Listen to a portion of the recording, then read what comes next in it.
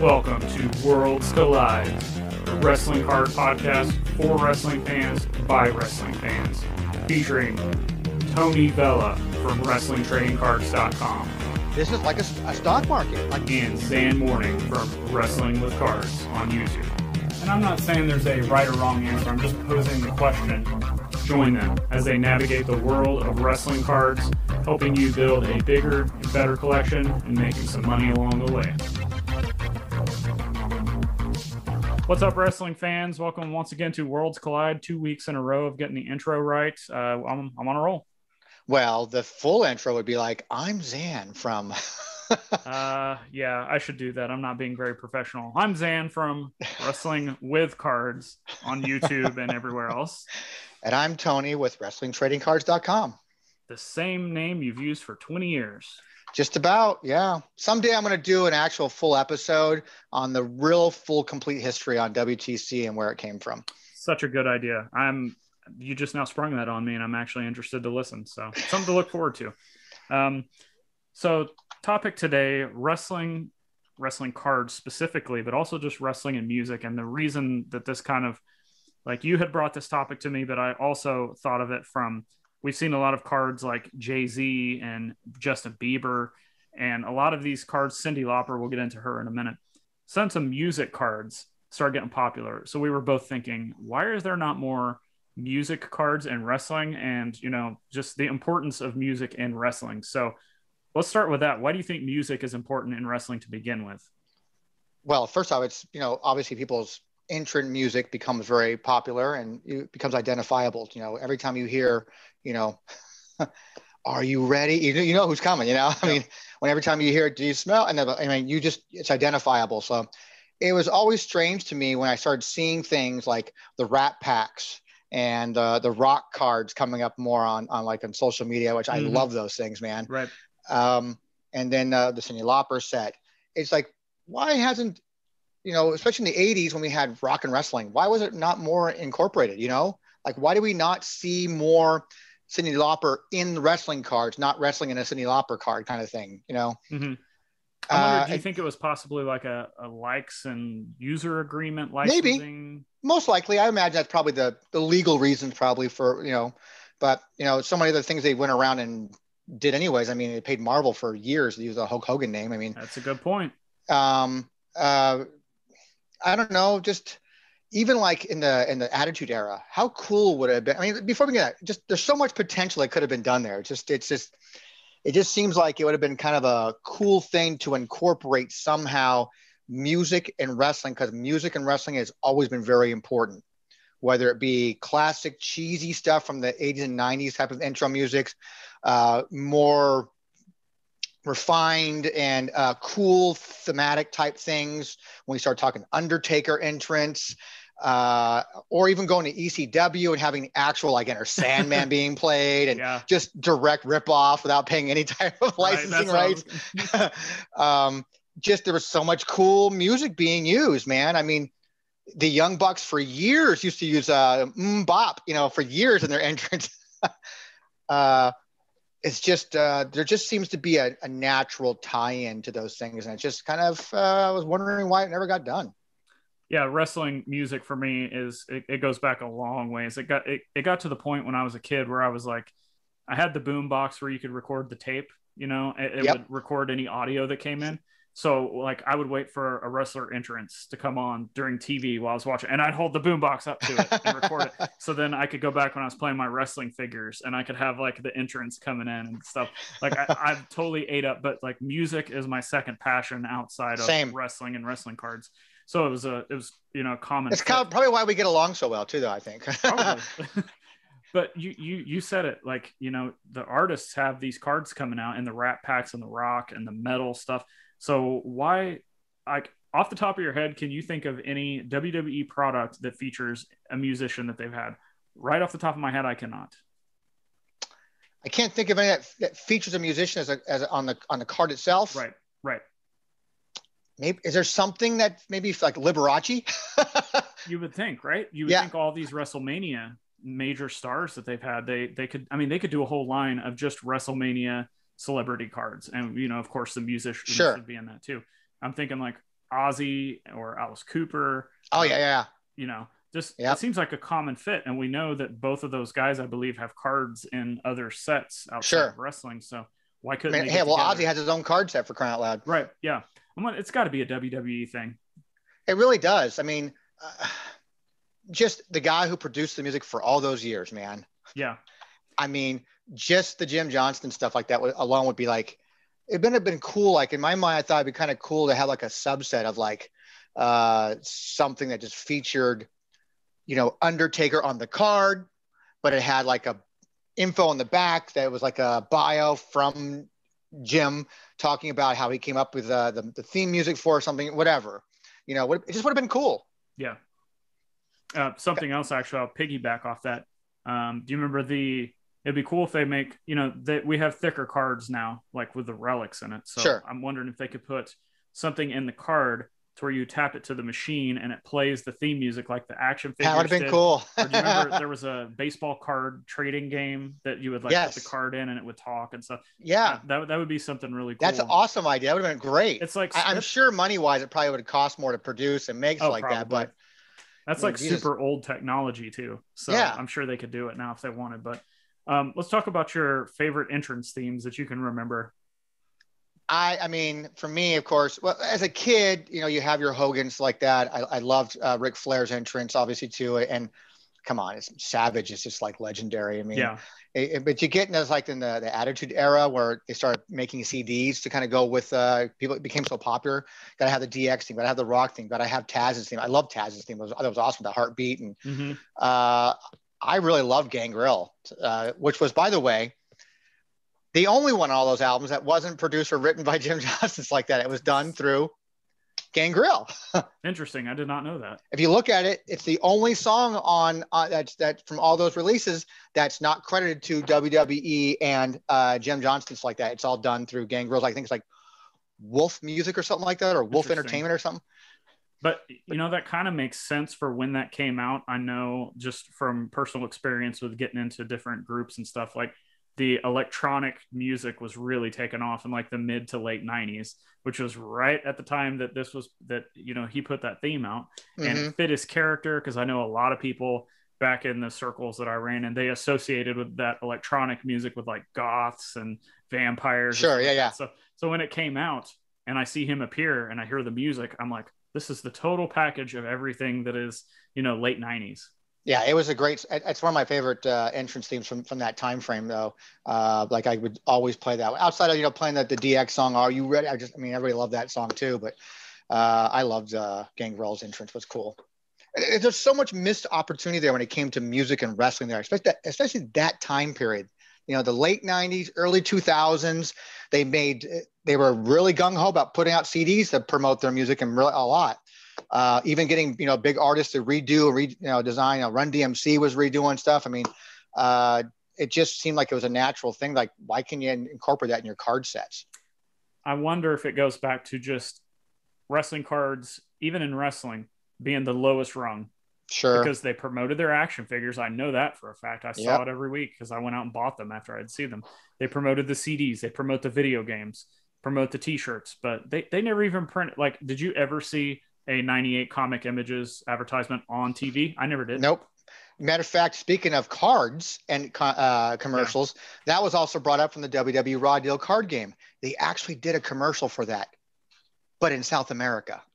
Oh, of course. And it was all done. You can go on YouTube and do a search for Raw Deal commercial, WWE Raw Deal card game commercial, and it's in Spanish. Interesting. And that's why it's still to this day it's extremely popular in Chile. I sell a lot of Raw Deal cards into Chile, so especially all of South America, but mainly Chile. If they had done that in the States, would have been bigger for cards? I think so. Yeah, and actually, here we're kind of getting off topic, but like I can remember watching the NBA a ton when I was a kid, and some baseball, and both of those sports would advertise cards in their commercials. Oh, NBA hoops was like all over the place, hoops, man. Yeah, and Upper Deck, Deck was always promoting their stuff. So it's just a wrestling being wrestling. Do you want me to go ahead with my themes? Yeah, go for it. The number one, Lex Luger's first NWA theme. It's when you hear that thing and you kind of see Lex Luger coming out to this, it's every cliche thing that you could potentially think of in pro wrestling. It's the super like American guitar rock song with awesome riffs, with, you know, Lex Luger just jacked to the gills with his robe on. I mean, like, how pro wrestling is this? And nobody That's ever a good one. Yeah, nobody ever talks about that theme. Like, I'm gonna have to like post it on social media, I guess, like start hitting people in the head with it to like There you realize how go. cool that is.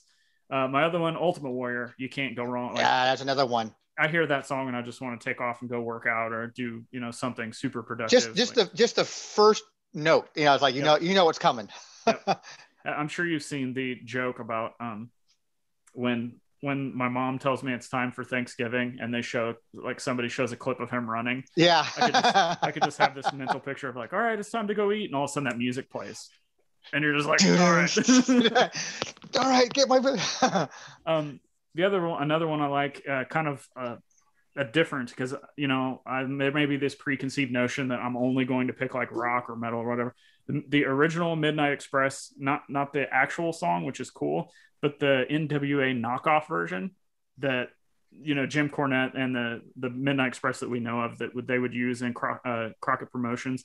I love that, and it's almost just like the irregular Midnight Express song from the movie The Chase, but Okay. it's the knockoff version. But it's very, very close. I love when they do the knockoff versions. They did that for DDP for a while with the whole like Nirvana knockoff. The Road Warriors, they did it with Road Warriors and Iron Man, and they changed like 2 notes, so it's just different enough that they can get. You get in the Vanilla Ice, you know, type of. Oh no! My version goes doon doon doon doon doon doon. Yeah, that's exactly how they got away with it too. And then the last one, a little bit obscure, but of course that's what you get with me. Masato Tanaka. When he came into ECW and I heard it for the first time, I was like, this is very, I don't know why, but this reminds me of Japanese wrestling. And it turns out like a lot of the Japanese entrance music was kind of like this, very guitar driven, very kind of 80s metal, not like loudness. Yeah, like not like hair band, but like heavier 80s metal stuff. And I gravitate to that music in general, but that theme song just never gets old for me. So let's talk about the 85 Cyndi Lauper set that Topps put out. That's kind of a diamond in the rough that I was not aware of. I was not aware. I mean, I knew of it, but I never put the 2 and 2 together. Like, oh, that's right, there's a Hogan card in there. So I totally forgot about that. I didn't, like, it was like, I don't collect Cyndi Lauper cards, so why would I think that? But I forgot about that. Yeah, and I know Captain Lou's in there, and there's some other wrestlers that are actually in there other than Hogan. But of course, when the 85 Hogan took off, this one was also put in 85. Yeah. So people started, you know, saying like, oh, well, this could also be the rookie, which we're not. And maybe that was kind of like the agreement during that time, because they both came out in 85. Like, listen, we're going to do our wrestling stuff. You do your own, like that. And we'll let you borrow a couple of wrestlers for your set, but we're not going to cross the other way. I don't know why that was. I'm wondering too, because that was also around the same time that Topps was basically getting licenses to anything and everything. Oh yeah. So maybe that was kind of like a growing process, I should say. Just them trying to get as many intellectual properties as they could to put on cards and stickers, and they all had the same similar design. So how cool would it be to do a heritage set coming out now that incorporates some of the music stuff back from that time? It'd be fantastic. And you know, another thing, well, I don't know, this is kind of jumping ahead to something we're going to talk about, but let's take non-WWE music completely out of it. What you kept talking about DX. I cannot remember the name of the band, but they're a legitimate band. Sure. I can't remember the name of the band either. Why not feature them on a card? Why not feature the super... I actually had this on a note earlier, but I'll go ahead and mention it. The super lame, I think it was the Raw band. You know, when they would play between commercial breaks and stuff like that. And you'd always see like Doc Hendricks, Michael Hayes. Or you can have like, you know, WrestleMania music moments and have like, you know, Motorhead playing, and you have like all these guys who've ever done intros for musics like that. It'd be kind of a cool subset. I 100% agree. And there's enough big stars that they've used. And you can even probably go after the talent and maybe get, like, people are still alive. You can't get Lemmy, obviously, but I have his autograph behind me. you can get the talent to sign cards for that too. That'd be a cool little different chase. It's not your normal Roman Reigns autographs, you know? No, and what happens if it also brings people into wrestling? Exactly. They're fans of, you know, X singer or Y Hey, singer. what's his name? What's his name? The Bunny guy. Oh, Bad Bunny. Yeah. Bad Bunny. Prime example. Have him sign autograph cards for a Top Set. And then they see, you know, like I'm curious. Speaking of him, I'm curious. Like he's actually done a really good job from what I've seen. Storyline aside, just his in-ring stuff. He's actually put in the work and went to the training center and, you know, put in the time to be a professional. But I'm wondering, like, he's got such a huge following. I wonder how that's transitioning into watching wrestling. Like, I wonder if any of these people are becoming wrestling fans. And I would imagine that the Latin community might be like, if you go down to South America and it's like that, the places that he's like, you know, an idol at apparently. I'm sure, I bet you if you look at the numbers, I'm sure they've probably gone up because he's in it. They wouldn't be having him continuously being on there like that if they wasn't going up. I would imagine so. But again, there's a market right there you can tap into. Like, you know, if I was Tops, I'd go to WWE and say, hey, we're thinking about doing some music stuff and are incorporating music into your products with you. What do you guys, I mean, there has to be a conversation about that. And there's got to be some legal reason why it doesn't happen. I don't know. I'm just even going back to thinking like the stuff that they do own. So, you know, if they own the WCW library, let's just, they own that. Okay. So why can't they take a still image of like the Freebirds music videos?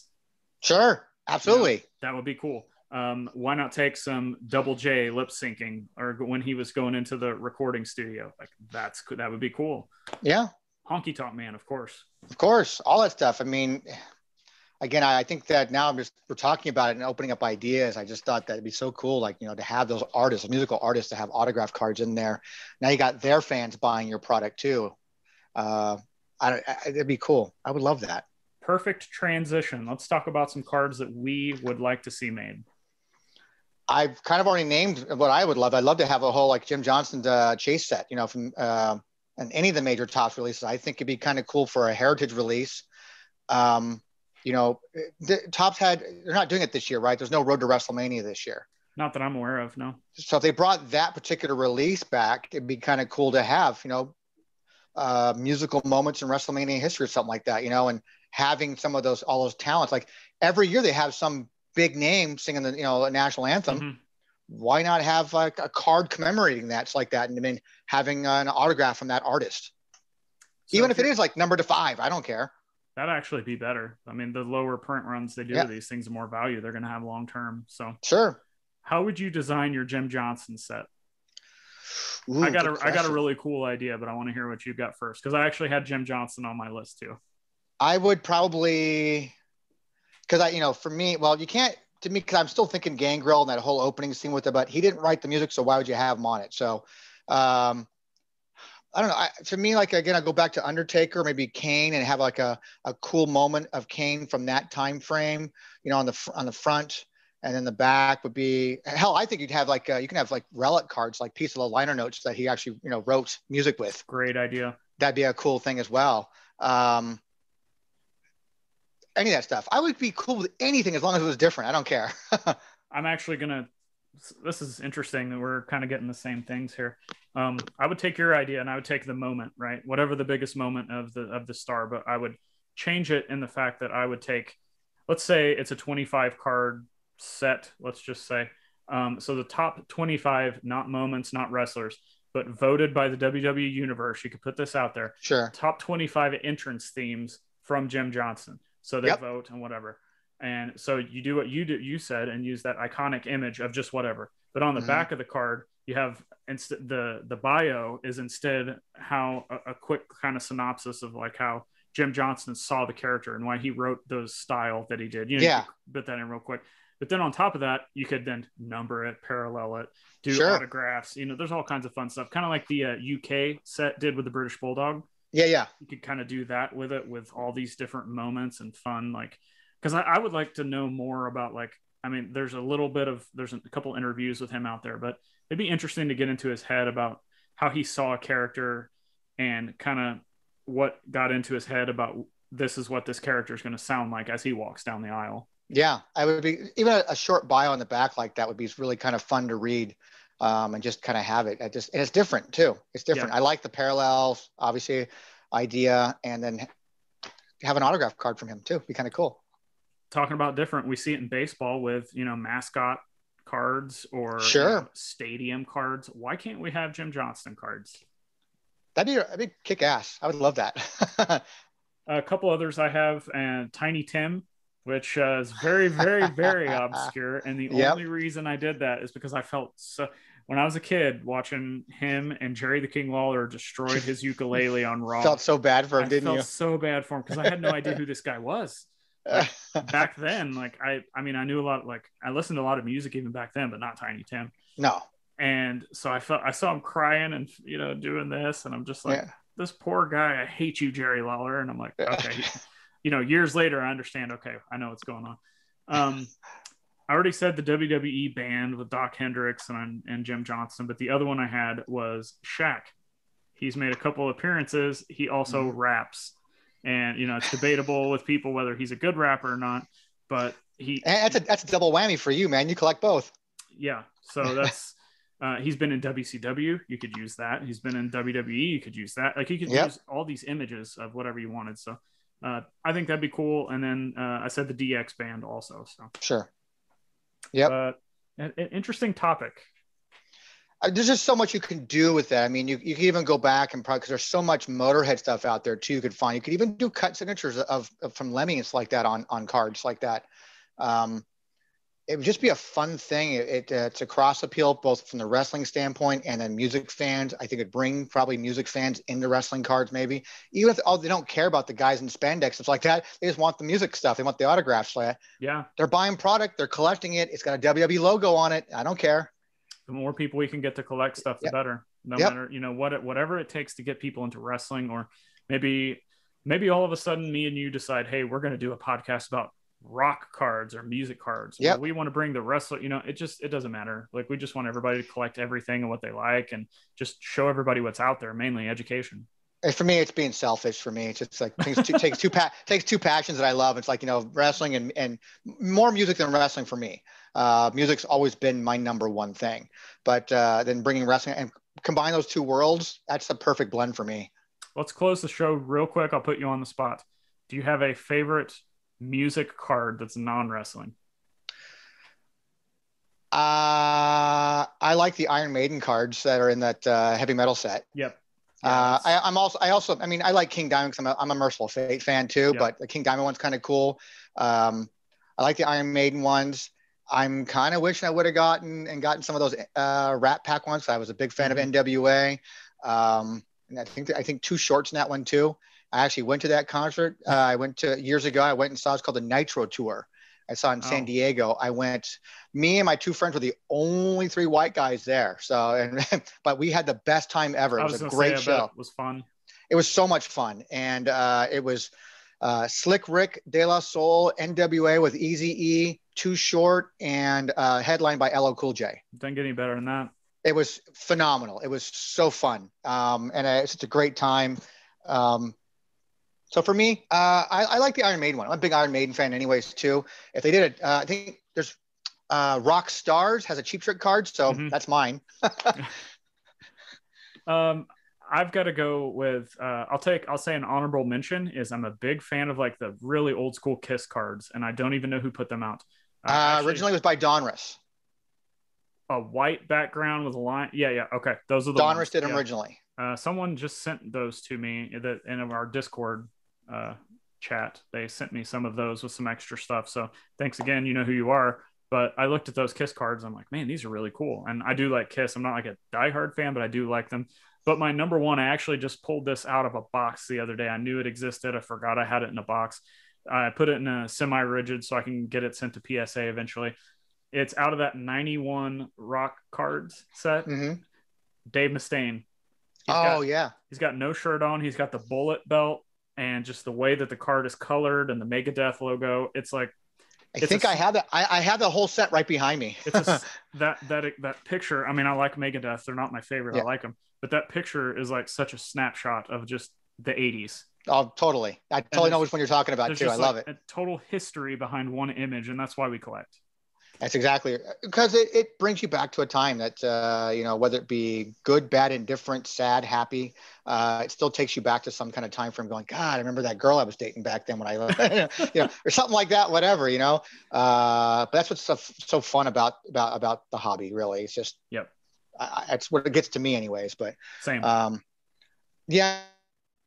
And it would have been cool if they had done like a music set that had autograph cards in it and stuff like that too. There's so much potential they could do with so many of those things, and then crossing the two would have been great. But yeah, that's a good card, man. That Dave Mustaine one's kind of cool too. I like it. I'm really wanting this Jim Johnston chase set now. Yeah, the more I think about it, the more potential it has for us. Like I hope that someone from Topps can make that happen. That'd be great. I'm gonna reach out to that guy. I've been reaching out to that guy he's the lead editor right now from all the current Top stuff. I won't say his name because he can't really talk about it. But I tried to get him on for interviewing, and he couldn't get it cleared by WWE. Apparently, he went through the proper channels to talk to, and he said they wouldn't let him do it or something like that.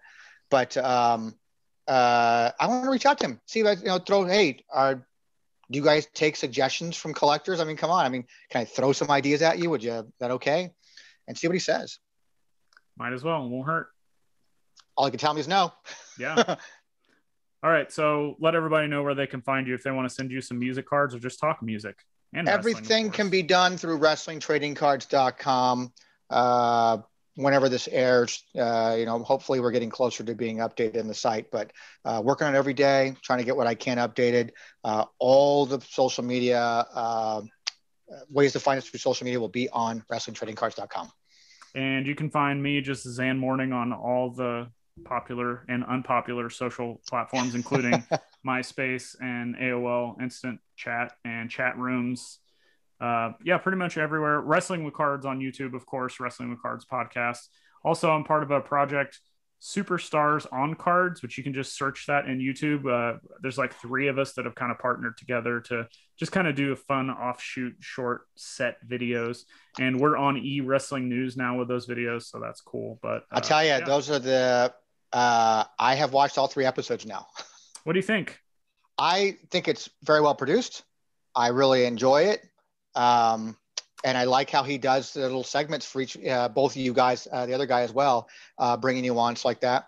And then he kind of goes over the card set, which is kind of cool too. I enjoy it. I think after seeing him, because he approached me and was like, "Hey, you want to be part of that?" No, I'm not going to say no if I get an opportunity.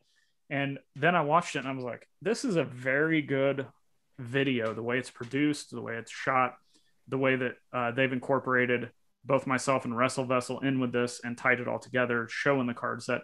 It's like the ultimate beginner video." It really is. I was going to say, it's nothing complex. It's nothing, we're not talking market values and things like that. It's just talking about cards and then the cards that sets themselves in a very simple way that someone can really understand and go like, oh, that's kind of cool. And it, like you said, I think it's very well done. Yeah. So if you're a beginner or you're an expert, either way, go check it out. And I thank you guys for listening. Make sure you subscribe. Leave us a rating. Let us know what we suck at. Let us know what we're good at. Let us know what you guys want to hear discussed. If you'd like to come on the show, if you have an interesting story, we could possibly have that set up. So just as always, continue to support the show, support wrestling cards, keep collecting, keep supporting content. Excellent. See you guys.